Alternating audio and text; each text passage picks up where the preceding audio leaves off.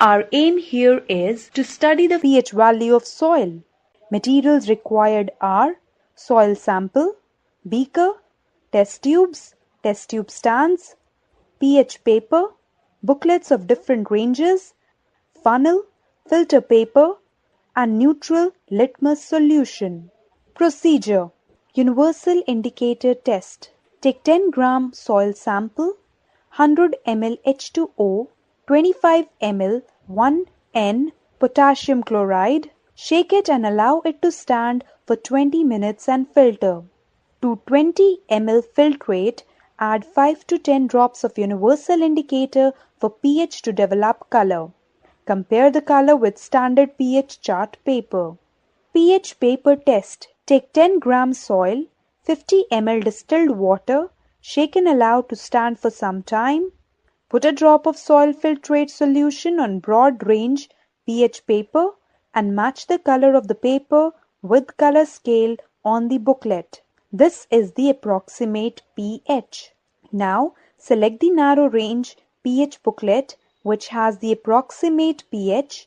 Put a drop of filtrate on the narrow range pH paper and match the color scale on the booklet. This is the accurate pH. Observations: Soil sample, pH range on booklet. Soil sample is acidic as it has pH less than 7. Result: Leguminous crops prefer alkaline soil, whereas beetroot prefers neutral soil and tomato, potato and other field crops prefer acidic soil. The pH of soil determines type of soil organisms and it also controls the solubility of nutrients. Precautions: Use different droppers for different soil samples. Do not touch the pH papers with hand. Wash the probe with distilled water before taking readings with pH meter. Thank you, ma'am. You have given a great knowledge through this experiment. Our aim here is to study the water holding capacity of soil.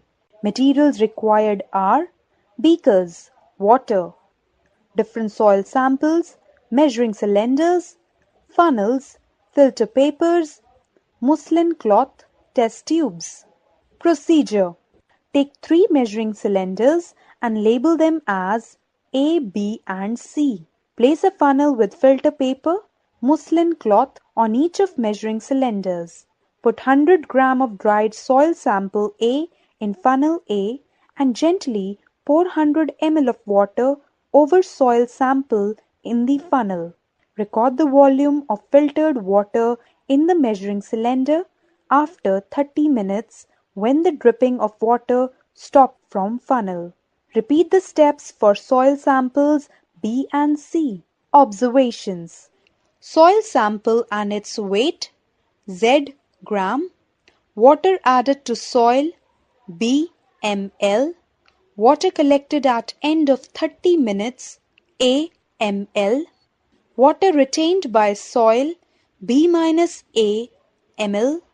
Water holding capacity B minus A divided by Z ml per gram.